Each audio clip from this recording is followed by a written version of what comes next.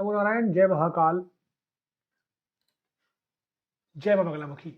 सभी मेरे दर्शकों का बहुत बहुत स्वागत है और मैं आशा करता हूं आप सभी लोग स्वस्थ होंगे, आपकी आध्यात्मिक उन्नति आगे बढ़ रही होगी। आज के मेरे वीडियो का टॉपिक इन देवी देवताओं की पूजा अर्चना से है। अगर ये देवी देवताओं की आप पूजा कर रहे हैं तो निश्चित रूप से आप बर्बाद हो जाएंगे।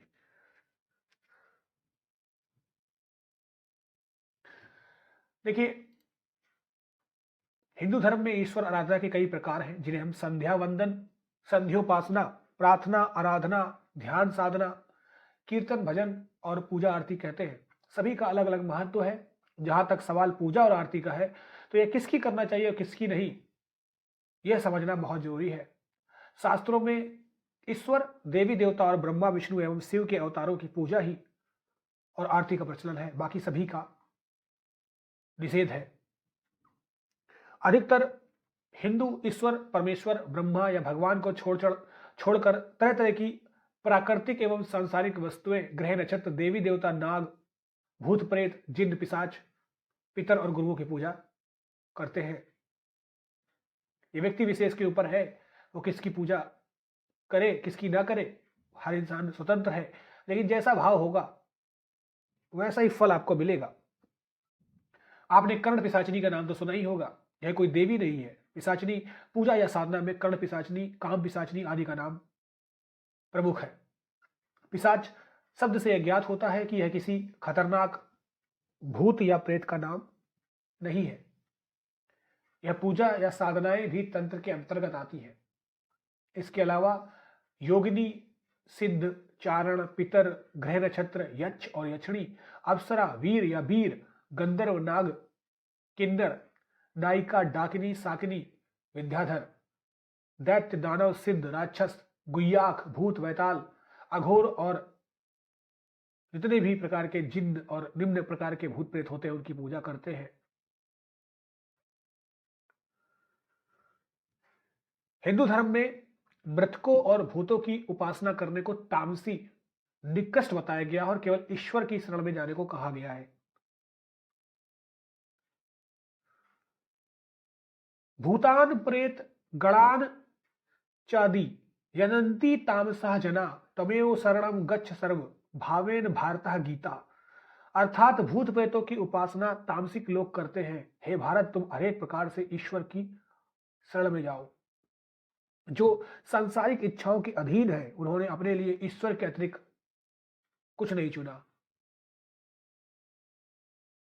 वह जो मुझे जानते हैं कि मैं ही हूं, जो अजन्मा हूं, मैं ही हूं, जिसकी कोई शुरुआत नहीं और सारे जहां का मैं मालिक हूं। जो परमात्मा को अजन्मा और अनादि तथा लोकों का महान ईश्वर तत्व से जानते हैं, वही मनुष्यों में ज्ञानवान है। वह सब पापों से मुक्त हो जाते हैं।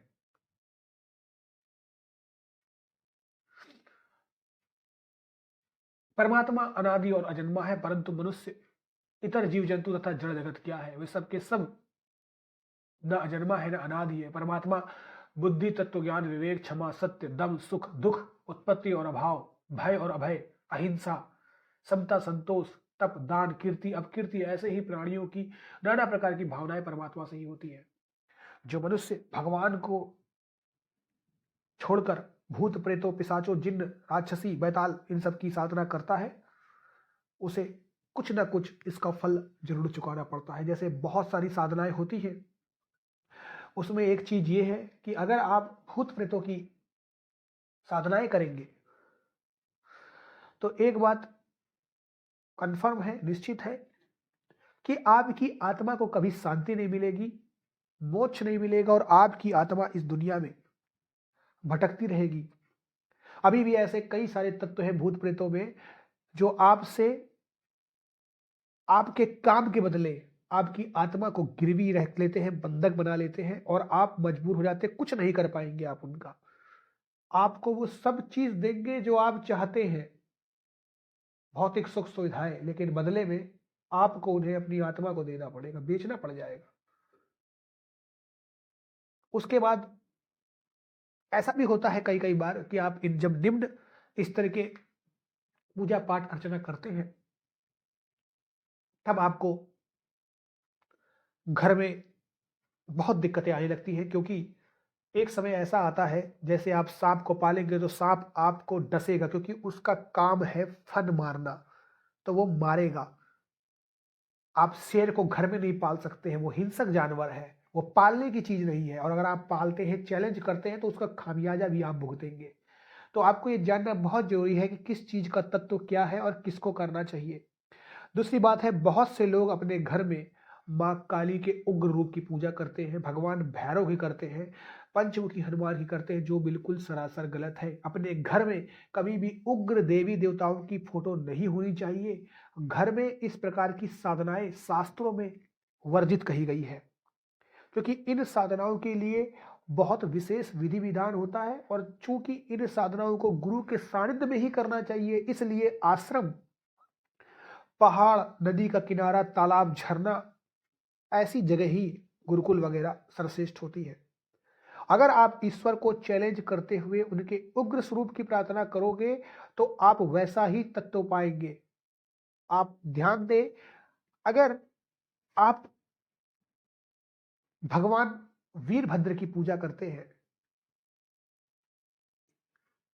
तो आप भगवान शिव की पूजा क्यों नहीं कर सकते हैं? अगर आप माँ काली की, शमशान काली की पूजा करते हैं, तो आप माँ काली के सौम्य रूप की पूजा क्यों नहीं कर सकते? आप माँ दुर्गा की पूजा क्यों नहीं कर सकते? माँ पार्वती की क्यों नहीं कर सकते हैं आप? तो जो भी इंसान प्रकृति के साथ छेड़छाड़ करता है, चैलेंज करता है, उसे उसका खामियाजा जरूर भुगतना पड़ता है। हर इंसान को, गृहस्थ को, अपने घर में सौम्य देवी देवताओं की तस्वीर रखनी चाहिए, हंसती खेलती, मुस्कुराती हुई, और वहां से भी आप वो सारा ज्ञान प्राप्त कर सकते हैं, वो सिद्धियां प्राप्त कर सकते हैं। उनकी पूजा अर्चना करिए, और अगर आपको कुछ भी समझ में नहीं आता है, तो भगवान के नाम का आप जाप करना स्टार्ट कर लीजिए, आपका काम बन जाएगा। लेकिन जो इंसान इसके विपरीत नहीं मानता है और चैलेंज करके करता है, वो इंसान जरूर इसका खामियाजा भुगतता है। और इस दुनिया में जो इंसान जो कर रहा है, वो उसके लिए खुद जिम्मेदार है, और वो खूब करे, करता रहे, कोई प्रॉब्लम नहीं है, क्योंकि इस समय हर इंसान समझदार है, फ्री है, और स्वतंत्र है, वो कर सकता है। मैं आशा करता हूँ आपको मेरा ये आज का वीडियो पसंद आया होगा। अगर इस चैनल पे आप पहली बार आए हैं, इस वीडियो को ज़्यादा से ज़्यादा लाइक करें, शेयर करें, बेल नोटिफिकेशन को भी दबाएं, ताकि नेक्स्ट वीडियो का नोटिफिकेशन आपको जरूर मिले। अभी के लिए आप सभी लोग स्वस्थ रहें, खुश रहें, और आपकी आध्यात्मिक उन्नति होती रहे। नमो नारायण। जय महाकाल, जय मंगलामुखी।